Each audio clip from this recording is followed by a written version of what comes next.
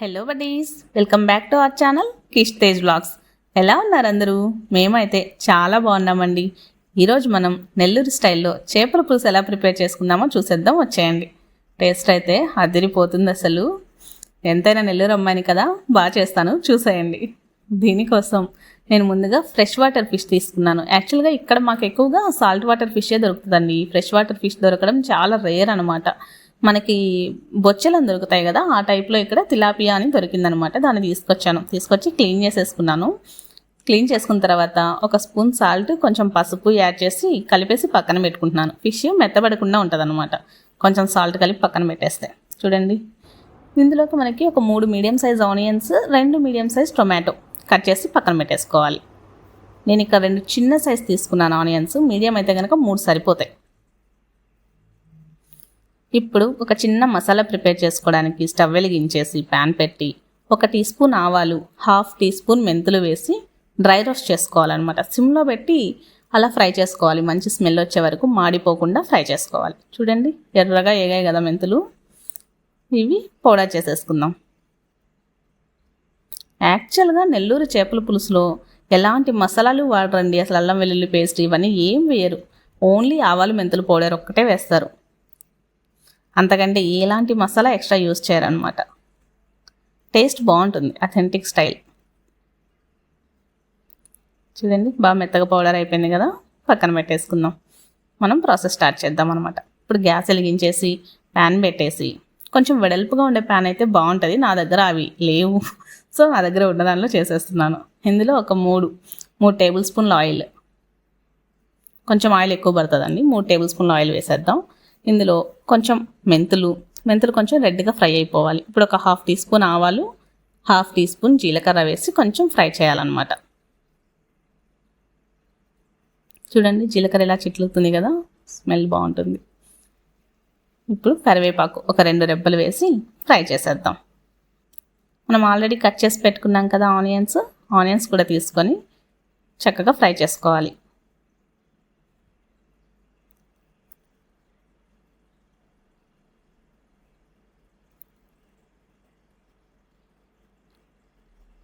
ఎక్కువ ఫ్రై అవ్వక్కర్లేదు, కానీ మెత్తబడాలన్నమాట. ఒక 1.5 టీ స్పూన్ సాల్ట్ వేస్తున్నాను.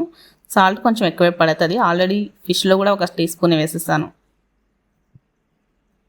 చూడండి, కొంచెం మెత్తబడింది కదా. ఇప్పుడు ఒక 1/2 టీ స్పూన్ పసుపు కూడా వేసి ఒకసారి కలిపేద్దాం.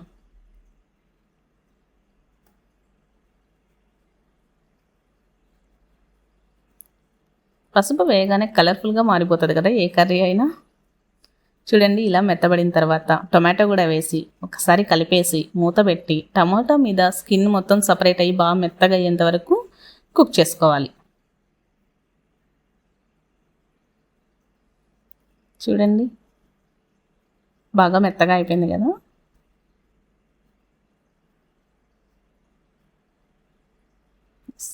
ఇలా ఒకసారి కలిపేసి కారం యాడ్ చేసుకుందాం. నేను కలర్ బాగా కనిపించడం కోసం కాశ్మీరీ కారం ఒక 2 స్పూన్స్ వేసాను.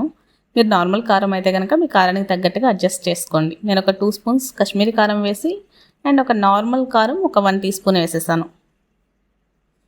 చూడండి, మొత్తం కలిపేసి ఆయిల్ పైకి తేలేంత వరకు ఫ్రై చేయాలి. ఈలోపు ఒక పెద్ద నిమ్మకాయ సైజ్ అంతా చింతపండు తీసుకొని ఇలా జ్యూస్ చేసేద్దాం. ఆల్రెడీ నానబెట్టి పెట్టేశాను నేను, అది క్లిప్ మిస్ అయింది. చిక్కగా చింతపండు జ్యూస్ తీసుకొని ఇందులో వేసేయాలండి. మరి పల్చగా ఉంటే కనుక బాగోదు.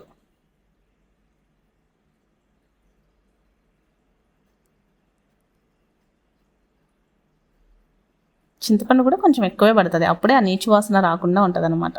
కొంచెం కన్సిస్టెన్సీ అడ్జస్ట్ చేసుకోవడానికి కొంచెం వాటర్ వేస్తున్నాను, చూసుకొని వేసుకోండి. అంటే మళ్ళీ మనం ఫిష్ వేస్తాం, ఎక్కువసేపు అది ఉడకాలి కదా, ఆవిరైపోతాయి, చిక్కగా అయిపోతుంది. చూడండి, బాగా తెల్లిన తర్వాత ఇప్పుడు కొంచెం టేస్ట్ చేయండి. సాల్ట్ కారం ఏమైనా కావాలంటే అడ్జస్ట్ చేసుకోవచ్చు. చేప చూడండి ఎలా ఉందో, కేక్ ముక్కలా ఉంది కదా. చింతపండు పులుసు కూడా బాగా ఉడికిన తర్వాత ఈ ఫిష్ మొత్తం తీసి ప్యాన్లో సర్దేద్దాం.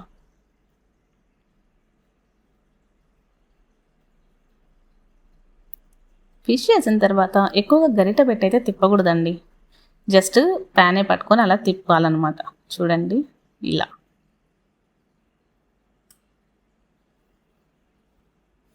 మనం గరిట పెట్టి ఊరికే కదిలిస్తే కనుక ముక్క విడిపోతుంది. ఇలా సిమ్లో పెట్టేసి ఒక 20 మినిట్స్ వదిలేద్దాం. మధ్యలో ఒక్కసారి అలా కలపండి. చూడండి ఇలా.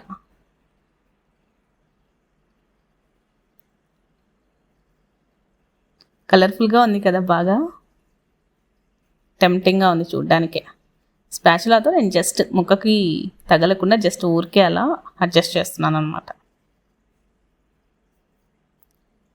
చూడండి ఆల్మోస్ట్ ఉడికిపోయింది.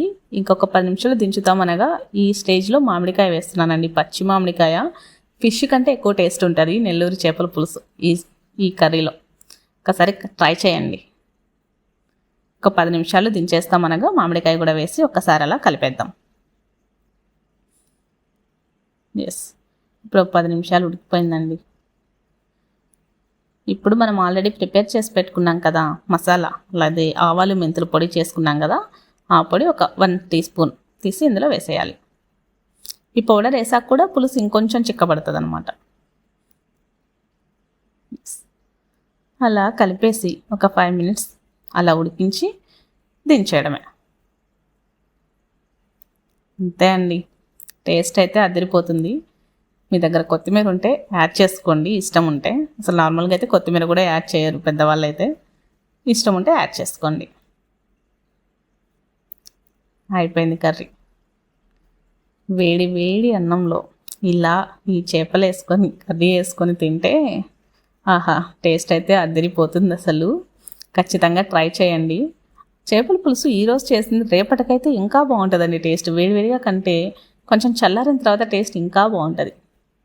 మీకు అలాగే ఇష్టమా? నాకైతే అలాగే నచ్చుతుంది. ఈరోజు చేసింది రేపు తింటే బాగా అనిపిస్తుంది అనమాట. టెంప్టింగ్గా ఉంది కదా. నాకైతే చాలా నచ్చిందండి. టేస్ట్ మాత్రం చాలా బాగా వచ్చింది. ట్రై చేయండి, ఖచ్చితంగా నచ్చేస్తుంది మీకు కూడా. ఎలాంటి మసాలాలు యూస్ చేయకుండా సేమ్ ఇదే పద్ధతిలో ట్రై చేసి చూడండి. బాగా కాలుతుందన్నమాట రైస్.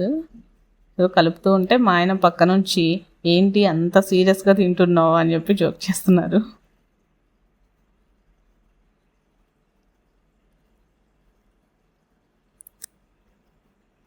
మీరు ట్రై చేసి మీకు ఎలా కుదిరిందో కామెంట్ చేసేయండి. వీడియో కనుక నచ్చినట్లయితే please like, share and subscribe to our channel Kish Tej vlogs. మరొక మంచి వీడియోతో మళ్ళీ కలుద్దాం. అంతవరకు బాయ్ బాయ్. నేను తినేస్తూ ఉంటాను, మీరు కూడా ఇంట్లో ట్రై చేసేయండి.